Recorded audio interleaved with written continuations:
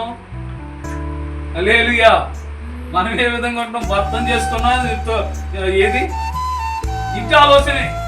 మనకంటూ ఒక కుటుంబం ఉంది. నాకంటూ దేవుడు ఒక యజమానుడు ఇచ్చాడు. నాకంటూ నాకు ఒక పిల్లల్ని ఇచ్చాడు. నాకంటూ దేవుడు భర్తనిచ్చాడు.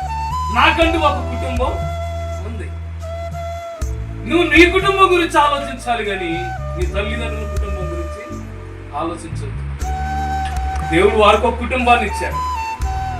అర్థమైందా? అట్లనేసి నీ తల్లిదండ్రులు మేమేమో వదిలిపెట్టాలని దేవుడు స్పష్టంగా, అది ఏంటి విషయం అంటే, అమ్మా నీ భర్త కంటే ఎక్కువ ఎవరు కాదు, నీ భార్య కంటే ఎక్కువ ఎవరు కాదు, నీ పిల్లల కంటే నీకు ఎక్కువ కాదు, ఈ అన్నిటి విషయాల కంటే నీకంటే దేవుడి కంటే ఎక్కువ ఎవరు. ఆమేన్. హల్లెలూయా.